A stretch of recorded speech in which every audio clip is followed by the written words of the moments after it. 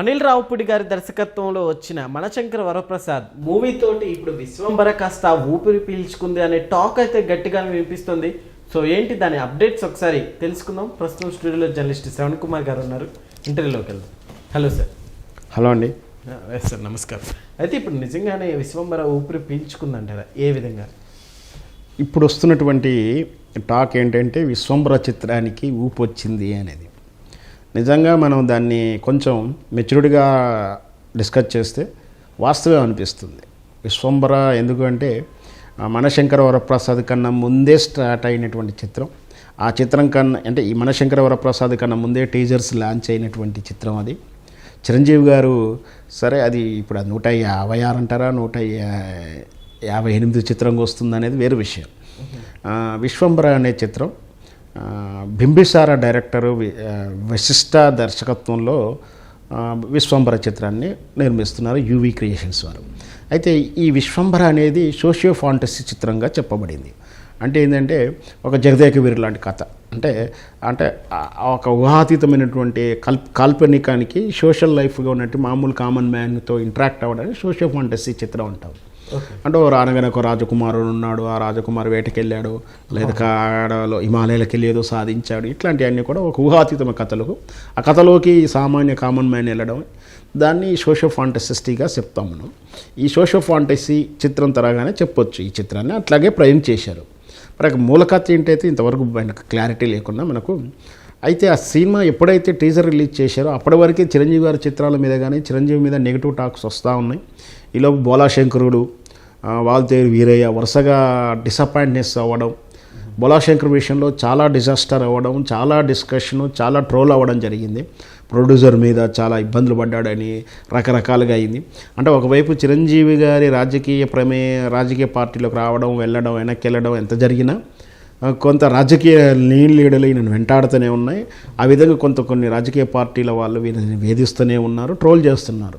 ఈ మధ్యకాలంలో సోషల్ మీడియాలో అదే పని కట్టుకొని చిరంజీవి గారి మీద చాలా ట్రోల్ చేస్తుంటే ఆ తాకిడి తట్టుకోలేక చివరికి కూడా తను వెళ్ళేసి కోర్టు ఆర్డర్ కూడా తెచ్చుకోవడం జరిగింది, మనందరికీ తెలిసిందే. సో ఈ వాల్తేరు వీరయ్య ఇట్లాంటి డిసప్పాయింట్ అయిన తర్వాత ఈ విశ్వంబర టీజర్ రిలీజ్ అయితే హైప్ క్రియేట్ అవుతుంది, బాగా బజ్ క్రియేట్ చేద్దాము. ఎందుకంటే జగదేక వీరరాత్రి ఒక సుందరి అసలు అది ఒక యూనిక్ పీస్గానే చెప్తాం. చిరంజీవి కెరీర్లో కానీ తెలుగు చలనచిత్రంలో మంచి రికార్డ్ బ్రేకులు చేసింది, మంచి పాటలు. నాకు తెలిసి 365 days కంటిన్యూగా ఆడిన చిత్రం అనుకుంటాను నాకు గుర్తున్నంత వరకు. అంత మంచి క్రేజ్ తెచ్చినాం. సో ఆ తరహా తీసుకుంటే మళ్ళీ అదే లైమ్ లైట్లోకి వెళ్ళిపోతామని సేఫ్ గేమ్గా నేను చేసి ఉండొచ్చు, తప్పేం లేదు. అలాంటి ఆలోచన వచ్చినటువంటి చిత్రం తీరా టీజర్ రిలీజ్ అయినాక బాగా ట్రోల్ అయింది అది కూడా. ప్లస్ వీళ్ళు కూడా డిసప్పాయింట్ అయ్యారు. సార్ అప్పుడు నిజంగా ట్రైలర్ రిలీజ్ అయినప్పుడు ఎక్స్పెక్టేషన్స్ అన్నీ కూడా ఫ్యాన్స్ కూడా కాస్త నిరాశపరిచింది. ఈవెన్ విజువల్ ఎఫెక్ట్స్ కూడా అంతగా లిటరేచర్గా అంటే చిన్న పిల్లలు చేసినట్టుగా ఉంది, అంత ఏదో అనుకుంటే అనేసరికి వాళ్ళు ఒక్కసారిగా షాక్ అయ్యారు. ఈ కన్ఫ్యూజనెస్లో ఏమనుకున్నారో గత సంవత్సరం 2025 సంక్రాంతికి రావాల్సిన చిత్రం వేసవి అన్నారు, ఆ తర్వాత పోస్ట్ పోన్ అవుతూ వచ్చేసి ఇది సడన్గా ఈ ఫ్యామిలీ ఓరియంటెడ్ చిత్రం ముందు తీసుకున్నారు. సో ఇది బిజినెస్ స్ట్రాటజిక్ అనే చెప్తాను, కావాలనే చేసి ఉండొచ్చు. అంటే విశ్వంబర అనేది భారీ బడ్జెట్తో కూరుకున్న చిత్రం. బేబీ అది ఒక 500-600 కోట్ల చిత్రం అయితే 100 కోట్లు 150 కోట్ల చోతో ఫ్యామిలీ చిన్న డ్రామా చేసేసుకుంటే సక్సెస్ అయితే మంచి క్రేజ్ వస్తుంది ఒక అని చెప్పేసి ఈ జోనర్ నుంచి ఇంకో జోనర్కి షిఫ్ట్ అయ్యాడు. అంటే ఆ యాక్షను అదంతా ఫైటు అదంతా కాకుండా రెగ్యులర్ ఫార్ములాకు వచ్చేసి ఫ్యామిలీ ఓరియంటెడ్కి వెళ్దామని చెప్పేసి మరి అది చిరంజీవి గారి నిర్ణయం కావచ్చు, లేదా అనిల్ రావుపూడి గారు చెప్పినటువంటి కథాంశంలో వాళ్ళకి ఐడియా మారి ఉండొచ్చు. ఏది జరిగినా కూడా దీన్ని ముందుకు తీసుకొచ్చారు. వీళ్ళు ముందుకు తీసుకొచ్చి జాగ్రత్తగా ప్లాన్ చేసుకొని జాగ్రత్తగా సినిమా చేసి రైట్ టైంలో రిలీజ్ చేయడం, ఈ టైంలో రిలీజ్ చేయడం కూడా వాళ్ళకి కొన్ని కలిసి వచ్చిన అంశాలుగా చెప్పవచ్చు.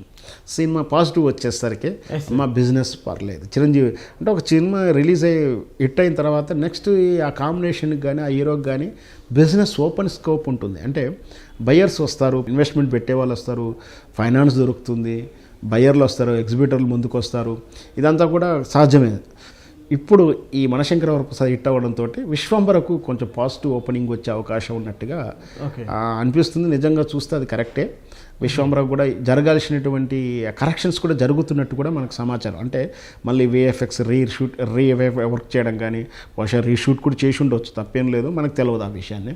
సో సినిమాలు ట్రిమ్ చేసేసి మళ్ళీ ఈ అంటే ఇప్పుడు మనం 2026లో ఉన్నాం, అది బహుశా 2024-23కి సంబంధించినటువంటి ఆ టెక్నాలజీ కానీ లేదా ఆ కథాంశం కానీ కావచ్చు. అప్పుడు సార్ గ్యాప్ చాలా వచ్చింది కదా, అంటే ఈ 3 ఇయర్స్ ఈ 3 ఇయర్స్లో చాలా మార్పులు వచ్చాయి. ప్రేక్షకుల ఆలోచన ధరలు కూడా మార్పులు వచ్చాయి కదా. ఆ తరహా మార్పులు ఏమైనా చేసుకొని మళ్ళీ 26లో బహుశా రేపు వేసవికి కానీ రాబోయే ఉగాదికి కానీ రిలీజ్ చేస్తారమని ఎక్స్పెక్టేషన్. మొత్తం మీద ఈ మనశంకర వరప్రసాద్ సక్సెస్ అనేది ఇప్పుడు విశ్వంబరకు ఒక ఆక్సిజన్గా మారిందని చెప్పవచ్చు. సార్ ఇప్పుడు అనిల్ రావుపూడి గారు కూడా ప్రతి సంక్రాంతికి ఇలా వచ్చి హిట్ కొట్టేస్తున్నారు, అంటే ఫ్యామిలీ ఆడియన్స్ని దగ్గర చేసుకున్నారని చెప్పొచ్చు కదా.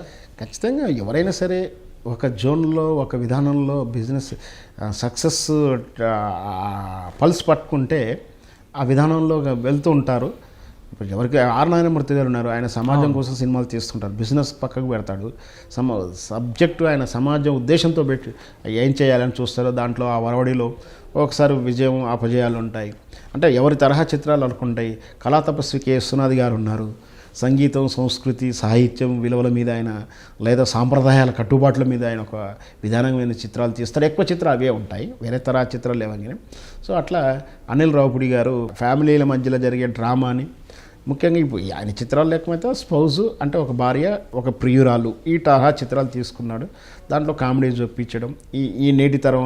ఇంకా గుడ్లీ ఏంటంటే అనిల్ రావు గారి చిత్రాల్లో అసహ్యమైనటువంటి అసభ్యకరమైనటువంటి బూతు కామెడీ అయితే లేదు.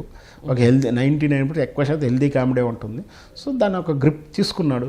సో వాటి బాగానే ఉంటుంది. 3 చిత్రాలు బాగా చేశాడు, 3 years ఆయన హిట్ కొట్టాడు.